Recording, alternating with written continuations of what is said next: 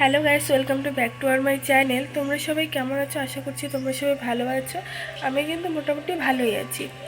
তো শরীর স্বাস্থ্য সেরকম একটা ভালো নেই, ভয়েস শুনে তোমরা নিশ্চয়ই বুঝতে পারছো। তো আজকে এটা আমার প্রথম ব্লগ ভিডিও। আমি তো এর আগে কখনোই ব্লগ ভিডিও করিনি, তাই সাহসও পেয়ে উঠিনি। আজকে একটু সাহস করে উঠলাম যে না, করব। তো আমি কি কাজ করছি বাড়িতে সেটাই তোমাদের সাথে আজকে শেয়ার করব।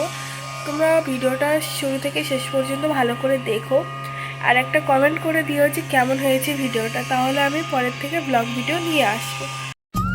কি বলো তো বন্ধুরা, শরীর স্বাস্থ্য ভালো না থাকলে কিন্তু কাজকর্মে একটুও মন বসে না। তো কিন্তু কি করবে বলে, এটা তো শ্বশুরবাড়ি, এখানে করতেই হবে যতই তোমার শরীর খারাপ থাকুক না কেন। বাপের বাড়ি হলে তো এতক্ষণ লেপ মুড়িয়ে শুয়ে পড়ে থাকতাম। তো যাই হোক, সকালের যে বাসি কাজকর্ম থাকে সেগুলো এখন করে নিচ্ছি। তোমরা ভিডিওটা কন্টিনিউ করো।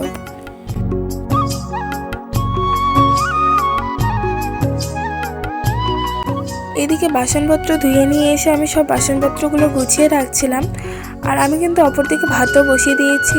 এখানে আমাদের ভাত হচ্ছে আর ডাল হচ্ছে। আমি লাউ কেটে নিয়েছি, লাউটাও বানাবো।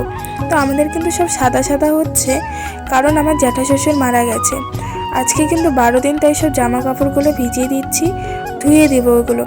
আর আগেই কিন্তু কিছু জামা কাপড় আমি ধুয়ে রেখে দিয়েছি, যাতে করে আমার একদিনে কোনো চাপ না পড়ে।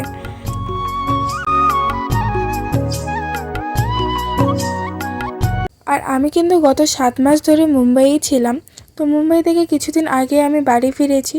তখন কিন্তু আমার শ্বশুরবাড়িতে এসেছিল আমার মামি, আমার মাসি আর আমার ঠাম্মা।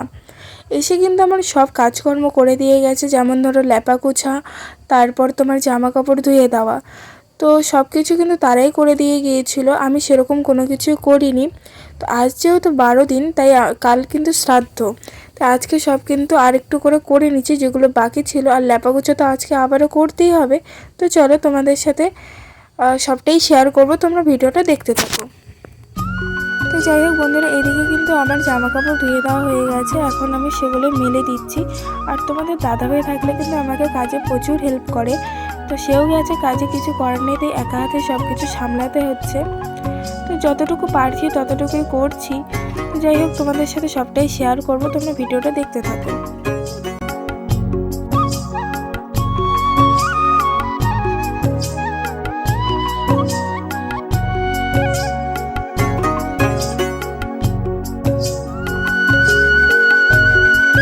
এদিকে কিন্তু আমি রান্নাঘরটা লেপে নিয়েছি, আর বাকি যেগুলো আছে সেগুলো লেপাগোছা করে নিচ্ছি। তো তোমরা ভিডিওটা দেখো। আর বন্ধুরা, তোমরা একটু ম্যানেজ করে নিও, কেননা আমার কিন্তু কোনো ক্যামেরা ধরার মানুষ নেই, যে কারণে আমি মোবাইল যেখানে সেখানে রেখে আমি ভিডিও করছি। তাই তোমরা একটু ম্যানেজ করে নিও প্লিজ।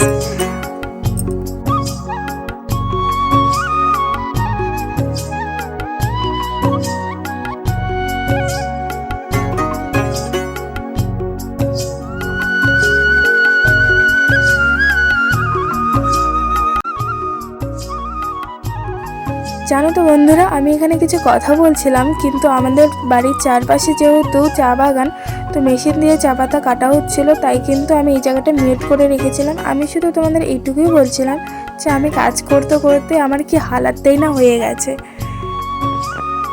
তো যাই হোক বন্ধুরা, ভিডিওটা কিন্তু সেদিন আমি আর কন্টিনিউ করতে পারিনি। এটা হচ্ছে পরের দিন শ্রাদ্ধের ভিডিও। তো এটা কিন্তু 3 নম্বর শ্রাদ্ধ চলছিল। তো এখানে আমাদের সকলকেই লাগে, আমার শ্বশুরমশাই, যা, ভাসুর আর ননদ, সবাই কিন্তু আমরা এখানে ছিলাম। তো নিয়মগুলো করছিলাম। তো যাই হোক, ভিডিওটা ভালো লাগলে লাইক কমেন্ট শেয়ার করে আমার পাশে থেকো বন্ধুরা।